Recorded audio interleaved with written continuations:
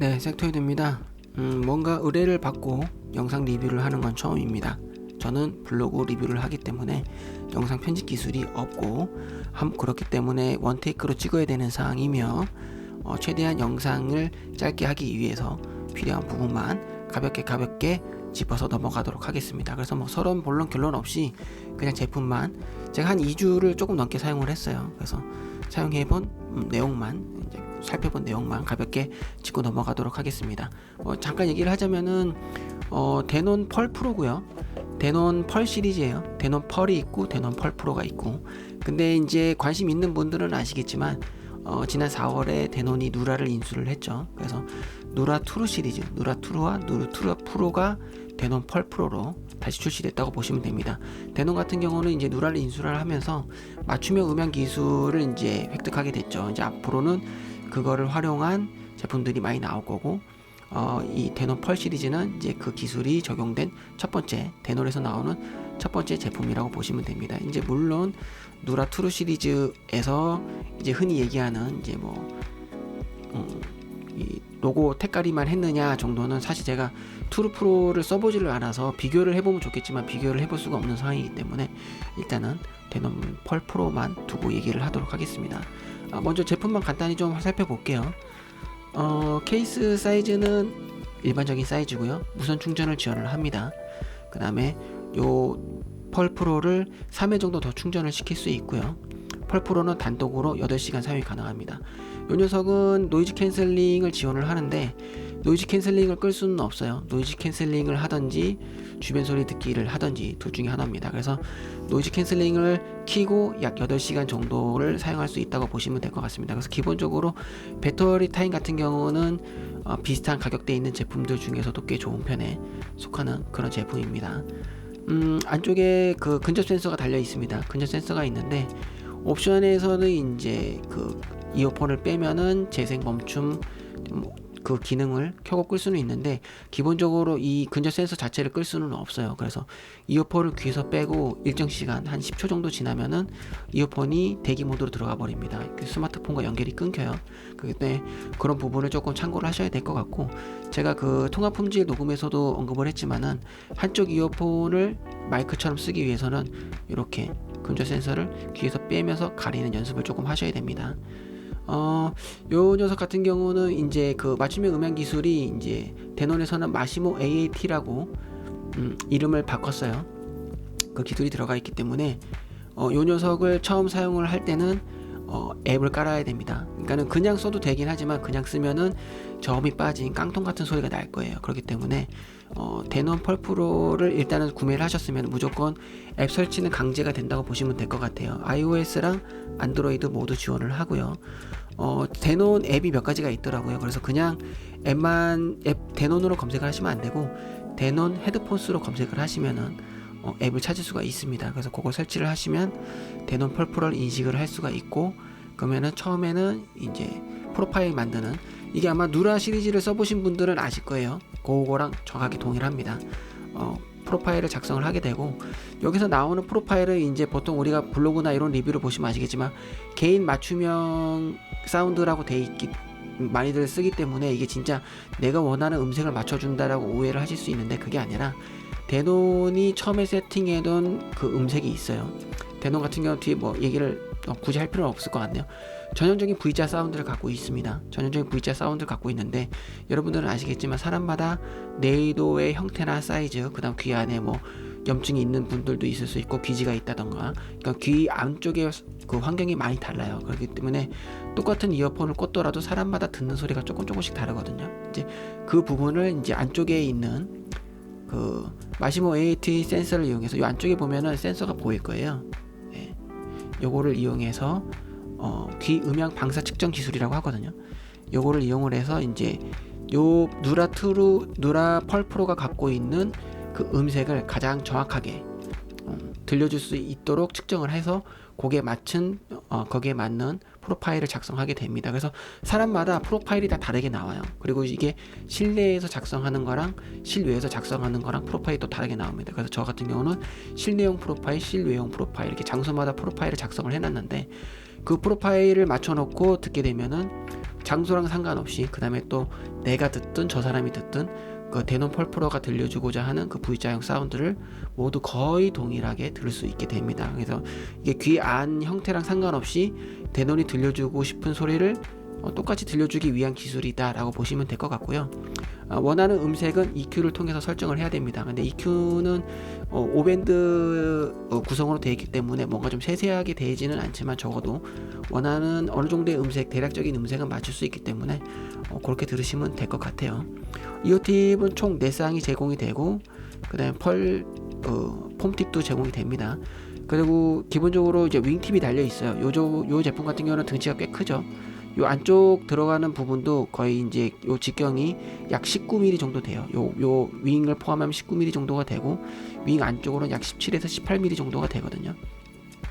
요 윙팁이 있어야지 귀 안에 고정이 됩니다. 그래서 윙팁에 귀가 좀 큰 분들은 요 긴 거, 귀가 좀 작은 분들은 요걸 쓰시면 되는데, 기본적으로 스포츠형 무선 이어폰 쓰신 분들은 아시겠지만 윙팁에 대한 거부감이 좀 있으신 분들은 데논 펄 프로도 약간 마찬가지일 거예요. 그래서 그런 부분은 조금 참고를, 구입하실 때 참고를 하셔야 될 것 같고요. 크기가 큰 거에 비해서는 착용감은 꽤 괜찮습니다. 그러니까는 생각보다 귀에 부드럽게 들어가고, 귀 안에 들어가면 안착도 꽤 잘 되는 편이에요. 그래서 고정력이 나쁘지는 않아서 뭐 가벼운 조깅 정도 할 때는 괜찮지만 줄넘기 정도의 움직임에서는 조금 불안하기 때문에 조깅 정도까지만 사용하시면 될 것 같아요. 그리고 IPX 4등급 방수를 지원을 하기 때문에 생활 방수 정도예요. 그래서 뭐 땀이나 뭐 가벼운 비 정도까지만 방수를 지원한다고 보시면 될 것 같아요. 뭐 여기는 이제 뭐 가벼운 정도고, 사실 이제 데논 펄 프로 관심 있는 분들은 데논 펄 프로가 스냅드래곤 사운드를 지원하죠. 근데 스냅드래곤 사운드를 지원하는 제품들은 워낙 많이 나왔어요. 근데 제가 데논 펄 프로 리뷰를 하게 된 이유가 뭐냐면, 데논 펄 프로는 이제 보통 스냅드래곤 사운드를 지원하는 제품들 대부분이 aptX 어댑티브까지만 지원을 해요. 왜냐면 라이센스 비용이 워낙 있기 때문에 어댑티브까지만 가져오고, 거기서 조금 더 괜찮은 제품들은 이제 하이 호환을 aptX HD까지 되느냐, 그냥 클래식이 되느냐, 그 정도에서 멈추거든요. 데논 펄 프로 같은 경우는 일단은 스냅드래곤 사운드가 들어갔기 때문에 aptX 어댑티브를 지원을 하고요. 대신 하이 호환은 aptX 클래식만 됩니다. 그렇기 때문에 만약에 이제 어댑티브가 지원이 안 되는 핸드폰이나 뭐 소스 기기라고 하면은 aptX보다는 AAC 코덱을 사용하시는 걸 추천을 드리고요. 이 이야기를 한 이유는 뭐냐면은, 원래 스냅드래곤 사운드에는 aptX 어댑티브의 상위 코덱이라고 할 수 있는 aptX 로스리스가 들어있어요. 그 로스리스가 원래는 패키지로 들어있는데 이제 라이센스 비용 때문에 많은 제품들이 그 부분을 빼고 어댑티브만 적용을 해요. 실제로 이제 또 소스 기기가 아직까지 로스리스까지 지원하는 기기들이 거의 없기도 하고요. 어댑티브도 출시하고 1년, 2년 정도 지나고 나서야 이제 지원하는 소스 기기가 나왔거든요. 근데 사실 로스리스도 출시된 지는 2년이 좀 넘었어요. 2년 좀 넘었지만 아직까지는 aptX 어댑티브에 좀 더 집중을 하고 있기 때문에 로스리스의 이제 프로모션이 좀 덜 됐다고 보시면 될 것 같아요. 근데 로스리스 같은 경우는 이제 대역폭이 지금 퀄컴 8 젠2 칩셋에서는 약 1.4메가가 나옵니다. 그렇기 때문에 LDAC보다 훨씬 더 높은 대역폭을 갖고 있어요. 그렇기 때문에 여러분들이 이제 그 무손실 음원을 추구하시는 분들은 aptX 로스리스에 좀 관심을 가지시면 좋을 것 같아요. 근데 아무튼 데논 같은 경우는 퀄컴 스냅드래곤 사운드를 적용한 이어폰 제품 중에서 유일하게 aptX 로스리스가 탑재된 제품이기 때문에, 그래서 아마 그렇기 때문에 가격대가 좀 높지 않나, 저는 그런 생각을 하고요. 아무튼 요 부분에 앞으로 요런 로스리스를 지원하는 기기가 나온다고 하면은 무손실 음원 중에서는 아마 가장 탑급이 되지 않을까, 그런 생각을 합니다. 그래서 그런 부분 좀 관심이 있는 분들은 한번 들어보시면 좋을 것 같고요. 그 다음에 여기까지는 이제 스펙이었고, 제가 이제 써본 부분을 가볍게 얘기를 하자면은, 이 제품 같은 경우는 일단은 최초 세팅은 앱이 필요해요. 근데 온보드 메모리 저장이 가능하기 때문에 처음에 세팅의 값을 온보드 메모리에 저장이 됩니다. 그래서 그 이후에는 다른 소스기 연결을 해도 제가 처음에 앱으로 설정해둔 값 그대로 계속 들을 수가 있어요. 그래서 뭐 메인 핸드폰 하나에만 뭐 앱을 설치해서 거기서만 뭐 옵션이나 EQ 정도 세팅을 해주시고 나머지는 그냥 들으셔도 괜찮다. 대신 이제 온보드 메모리 저장이 돼 있기 때문에 처음에 앱에서 로딩을 할 때 그 온보드 메모리 로딩이 있어서 약간 좀 지연 시간이 있습니다. 그런 부분이 약간 아쉽고요. 그리고 요 전면 플레이트가 전체 다가 터치패드예요. 근데 이제 무선 이어폰 써보신 분들은 아시겠지만 터치가 이제 아무리 빨라도 약 0.01, 0.02 정도의 그 체감상으로는 약간 반박자 정도의 그 지연이 있잖아요. 근데 데노 펄 프로 같은 경우는 거의 즉각적으로 반응을 합니다. 그래서 터치 반응 속도가 굉장히 빠르기 때문에 성격 좀 급하신 분들은 아마 마음에 드실 것 같고요. 형태를 보면 아시겠지만은 이 몸체 전체가 귀 네이드를 확 틀어막는 그런 형태는 아니에요. 그렇기 때문에 차음성이 생각보다 높지는 않습니다. 차음성이 생각보다 높지는 않아서 이제 노이즈 캔슬링 같은 경우는 6단계 조절이 가능하거든요. 6단계 조절은 앱으로 가능하고요.